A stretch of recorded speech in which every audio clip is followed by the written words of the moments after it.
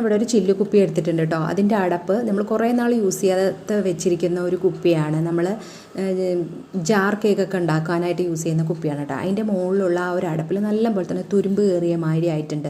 ഇത് ശരിക്കും കോപ്പറിൻ്റെ അടപ്പൊന്നും അല്ല, സാധാരണ ഒരു ഗോൾഡൻ കളർ കൊടുത്തിരിക്കുന്നതാണ് കേട്ടോ. അപ്പോൾ അതിൻ്റെ ആ തുരുമ്പ് പിടിച്ചിരിക്കുന്നതെല്ലാം പോകാനായിട്ട് നമ്മുടെ വീട്ടിൽ ടൊമാറ്റോ കെച്ചപ്പ് പഴയതും വല്ലതൊക്കെ ഉണ്ടെന്നുണ്ടെങ്കിൽ അത് കുറച്ച് നേരം ഒന്ന് അപ്ലൈ ചെയ്ത് വെക്കുക. ഒരു 5 മിനിറ്റ് നേരം അപ്ലൈ ചെയ്ത് വെച്ചിട്ട് നമ്മൾ നന്നായി ഒന്ന് കഴുകി എടുക്കുകയാണെങ്കിൽ നല്ല രീതിയിൽ തന്നെ നമുക്ക് ക്ലീനാക്കി എടുക്കാനായിട്ട് നമുക്ക് സാധിക്കും കേട്ടോ.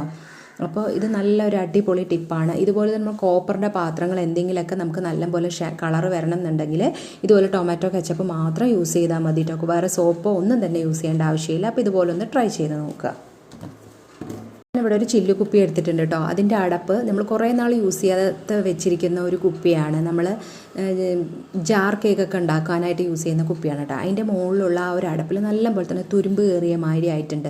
ഇത് ശരിക്കും കോപ്പറിൻ്റെ അടപ്പൊന്നും അല്ല, സാധാരണ ഒരു ഗോൾഡൻ കളർ കൊടുത്തിരിക്കുന്നതാണ് കേട്ടോ. അപ്പോൾ അതിൻ്റെ ആ തുരുമ്പ് പിടിച്ചിരിക്കുന്നതെല്ലാം പോകാനായിട്ട് നമ്മുടെ വീട്ടിൽ ടൊമാറ്റോ കെച്ചപ്പ് പഴയതും വല്ലതൊക്കെ ഉണ്ടെന്നുണ്ടെങ്കിൽ അത് കുറച്ച് നേരം ഒന്ന് അപ്ലൈ ചെയ്ത് വെക്കുക. ഒരു 5 മിനിറ്റ് നേരം അപ്ലൈ ചെയ്ത് വെച്ചിട്ട് നമ്മൾ നന്നായി ഒന്ന് കഴുകി എടുക്കുകയാണെങ്കിൽ നല്ല രീതിയിൽ തന്നെ നമുക്ക് ക്ലീനാക്കി എടുക്കാനായിട്ട് നമുക്ക് സാധിക്കും കേട്ടോ.